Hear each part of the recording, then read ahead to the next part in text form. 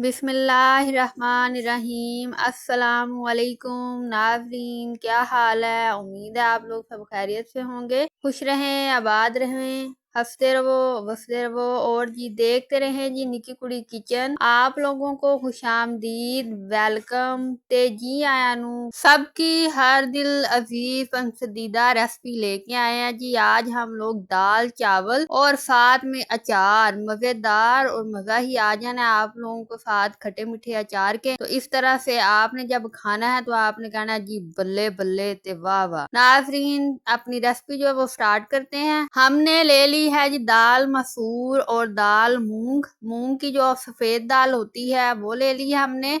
दोनों को बराबर लेके तो हमने साफ करके चुन के उनको भिगो के रख दिया है। आपने दाल को हमेशा 10-15 मिनट पहले ही भिगो के रख देना है। और उसके बाद हमने जी लहसुन और प्याज उसमें ऑयल डाल के, प्याज हमने जी काट लिया था और लहसुन जो था वो हमने कूट लिया था। और इस तरह से आप लोगों ने इसको लाइट ब्राउन सा करके तो पानी का छिड़काव लगा के अपना तड़का जो है वो तैयार कर लेना है दाल के लिए। और अब हम इसमें टमाटर ऐड कर देंगे और इस तरह से आप दूसरे मसाले, हरी मिर्चें और अदरक कुटा हुआ वो ऐड कर देंगे। इसके बाद हम इसमें नमक, हल्दी, लाल मिर्च और दड़ा मिर्च वो जो है ऐड करके अच्छी तरह से दाल का मसाला जो है वो तैयार कर लेंगे। हम बना रहे हैं जी दाल मसूर और दाल मूंग मिक्स दाल हम बना रहे हैं और चावलों के साथ आप इसको खाएंगे तो आपको मजा ही आ जाना है। इस तरह से आपने दाल का मसाला जो है वो तैयार कर लेना है। और अब हम इसमें हल्का सा छिड़काव करेंगे। छिड़काव के बाद थोड़ी देर भुनाई कीजिएगा और उसके बाद आप की दाल का मसाला जो है वो तैयार हो जाना है। ये ले जी तैयार हो चुका है हमारा मसाला। अब हमने इसमें हस्बे जरूरत पानी ऐड कर दी है जितना आप इसमें शोरबा रखना चाह रहे हैं। और साथ ही हमने दाल जो भिगो के रखी थी मूंग और मसूर की मिक्स दाल हमने इसमें ऐड कर दी है। और अब हम इसको प्रेशर कुकर पे रख देंगे जी 15 मिनट के लिए।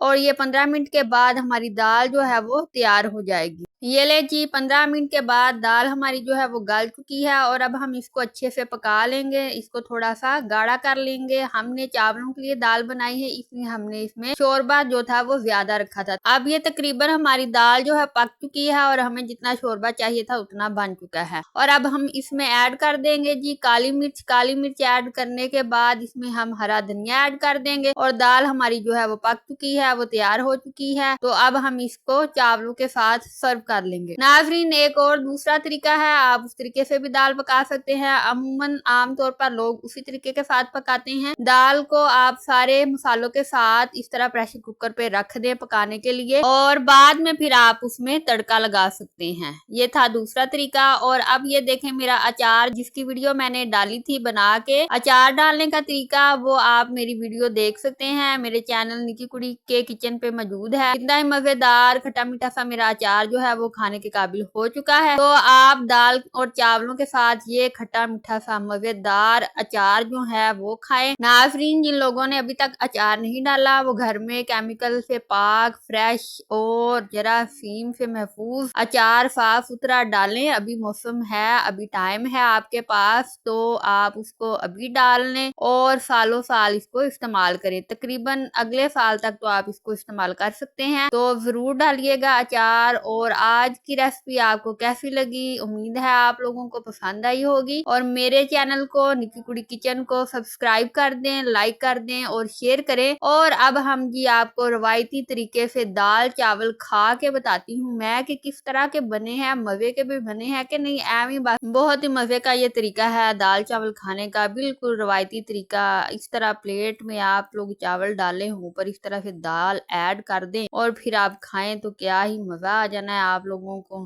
हाथ से खाना तो सुन्नत रसूल है, लेकिन अब मेरे पास चम्मच है तो मैं उसके साथ आपको खा के अभी चेक करके बताती। ये लें जी अभी हम खाने लगे हैं तो आपको भी यकीनन पसंद आया होगा ये तरीका भी। ये लें अब जाने लगे हैं ये जी मुंह में, ये चले गए हैं। और अब देखें कितना ही मजे का इनका टेस्ट है, कितने ही मजे के और आला चावल और दाल बने हैं। और ये अब अचार की चुस्की लगाते हैं साथ। तो आप दे मुझे इजाजत और अचार डालने का तरीका देखें निकी कुड़ी के किचन पे।